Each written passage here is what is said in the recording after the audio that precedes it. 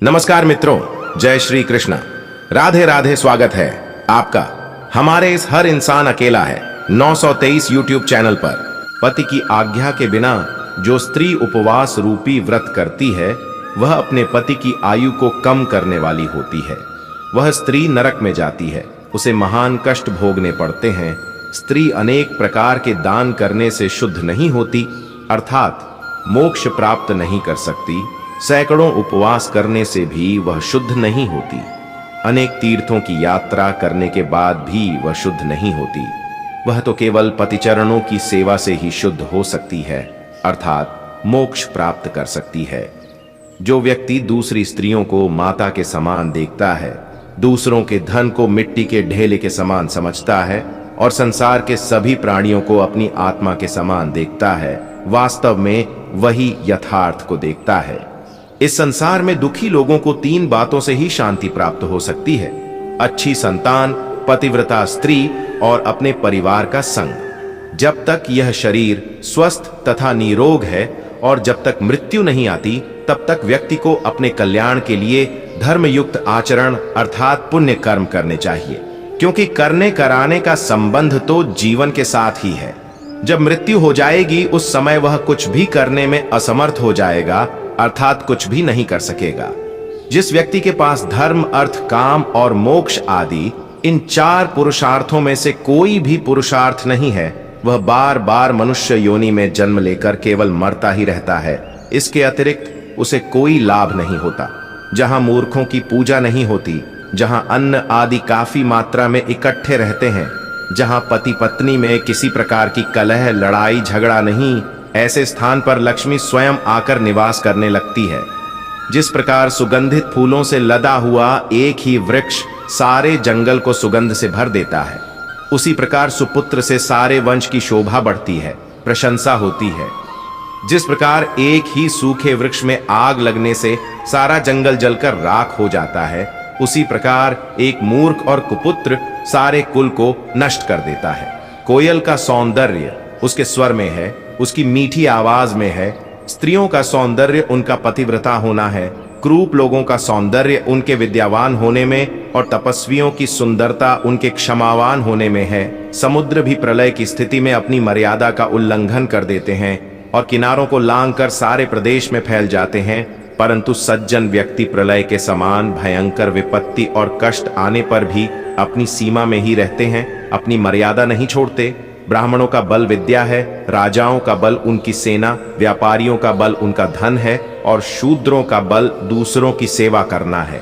वेश्या निर्धन पुरुष को, प्रजा पराजित राजा को, पक्षी फलहीन वृक्षों को और अचानक आया हुआ अतिथि भोजन करने के बाद घर को त्याग कर चले जाते हैं। वे माता पिता बच्चों के शत्रु हैं, जिन्होंने बच्चों को पढ़ाया लिखाया नहीं, क्योंकि अनपढ़ बालक विद्वानों के समूह में शोभा नहीं पाता, उसका सदैव तिरस्कार होता है। विद्वानों के समूह में उसका अपमान उसी प्रकार होता है जैसे हंसों के झुंड में बगुले की स्थिति होती है। लाड दुलार से पुत्रों में बहुत से दोष उत्पन्न हो जाते हैं। उनकी ताड़ना करने से अर्थात दंड देने से उनमें गुणों का विकास होता है। इसलिए पुत्रों और शिष्यों को अधिक लाड दुलार नहीं करना चाहिए, उनकी ताड़ना करते रहनी चाहिए। जो व्यक्ति पीठ पीछे कार्य को बिगाड़े और सामने होने पर मीठी मीठी बातें बनाए, ऐसे मित्र को उस घड़े के समान त्याग देना चाहिए। दान देने से दरिद्रता नष्ट होती है, अच्छे आचरण से कष्ट दूर होते हैं, मनुष्य की दुर्गति समाप्त होती है, बुद्धि से अज्ञान नष्ट होता है, अर्थात मूर्खता नष्ट होती है और ईश्वर की भक्ति से भय दूर होता है। आलस्य के कारण विद्या नष्ट हो जाती है, दूसरे के हाथ में गई हुई स्त्रियां नष्ट हो जाती हैं, कम बीज डालने से खेत बेकार हो जाता है और सेनापति के मारे जाने पर सेना नष्ट हो जाती है। राजा की पत्नी, गुरु की पत्नी, मित्र की पत्नी, पत्नी की माता अर्थात सास और जन्म देने वाली अपनी माता, ये 5 माताएं मानी गई हैं, अर्थात इनका सम्मान माता के समान करना चाहिए। न्याय करते समय भी इन संबंधों को मां की परिभाषा में ही स्वीकार किया जाता है। विद्या की प्राप्ति निरंतर अभ्यास से होती है, अभ्यास से ही विद्या फलवती होती है। उत्तम गुण और स्वभाव से ही कुल का गौरव और यश स्थिर रहता है। श्रेष्ठ पुरुष की पहचान सद्गुणों से होती है, मनुष्य की आंखें देखकर क्रोध का ज्ञान हो जाता है। जन्म देने वाला, यज्ञोपवीत कराने वाला गुरु, विद्यादान देने वाला अध्यापक, अन्न देने वाला और भय से मुक्त रखने वाला, यह 5 व्यक्ति पितृ माने गए हैं। बादल के जल जैसा दूसरा कोई जल शुद्ध नहीं, आत्मबल के समान दूसरा कोई बल नहीं, नेत्र ज्योति के समान दूसरी कोई ज्योति नहीं और अन्न के समान दूसरा कोई प्रिय पदार्थ नहीं होता। हे मनुष्य, दुष्टों के संग को त्याग दे और सज्जन पुरुषों का संग कर। दिन रात अच्छे कार्य किया कर। सदैव संसार को नाशवान समझकर परमेश्वर का ध्यान किया कर। मनुष्य के मन की सभी इच्छाएं कभी भी पूर्ण नहीं होती, क्योंकि वे सभी भाग्य के अधीन हैं। इसलिए मनुष्य को अपने जीवन में संतोष धारण करना चाहिए। जिस प्रकार हजारों गायों में बछड़ा केवल अपनी मां के ही पास जाता है, उसी प्रकार जो कर्म किया जाता है वह कर्म करने वाले के पीछे पीछे चलता है। जिसका किसी के प्रति स्नेह अथवा प्रेम होता है, उसी से उसको भय भी होता है। स्नेह अथवा प्रेम ही दुख का आधार है। जो जैसा करे उससे वैसा बरतें। कृतज्ञ के प्रति कृतज्ञता भरा, हिंसक दुष्ट के साथ हिंसायुक्त और दुष्ट से दुष्टता भरा व्यवहार करने में किसी प्रकार का पाप नहीं है।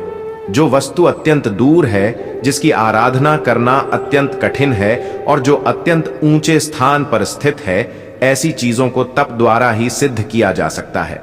सिद्ध का प्रयोग यह प्राप्त करना भी है, अपमानित होकर जीने के बजाय मर जाना अधिक अच्छा है, क्योंकि मृत्यु से तो क्षण भर का ही कष्ट होता है, जबकि अपमानित होने पर व्यक्ति दिन प्रतिदिन मरता रहता है।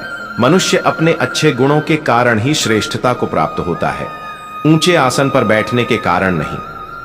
राजभवन की सबसे ऊंची चोटी पर बैठने पर भी कौवा कभी गरुड़ नहीं बन सकता। मनुष्य सभी स्थानों पर मनुष्य का आदर सत्कार उसके गुणों के कारण ही होता है। गुणहीन के पास यदि धन के भंडार भी हों तो भी उसका सम्मान नहीं होता। बहुत थोड़े से प्रकाश वाला परंतु दाग धब्बों से रहित दूज का चांद जिस प्रकार पूजा जाता है अथवा शुभ समझा जाता है, पूर्णिमा के चंद्रमा को वैसा सम्मान प्राप्त नहीं होता। जिस मनुष्य के गुणों की तारीफ दूसरे लोग करते हैं, वह गुणों से रहित होने पर भी गुणी मान लिया जाता है। परंतु यदि इंद्र भी अपने मुख से अपनी प्रशंसा करे तो उन्हें छोटा ही माना जाएगा। जब तक सभी को आनंद देने वाली बसंत ऋतु आरंभ नहीं होती, तब तक कोयल मौन रहकर अपने दिन बिता देती है, अर्थात बसंत ऋतु के आने पर ही कोयल की कूक सुनाई देती है। तो मित्रों, वीडियो अगर आपको अच्छी लगी हो तो मित्रों वीडियो को शेयर, लाइक, कमेंट जरूर करें। और मित्रों, अगर आप हमारे इस चैनल पर नए हैं तो कृपया चैनल को सब्सक्राइब जरूर करें और सच्ची श्रद्धा से कमेंट बॉक्स में जरूर लिखें। जय श्री कृष्णा, राधे राधे। वीडियो को अंत तक देखने के लिए धन्यवाद।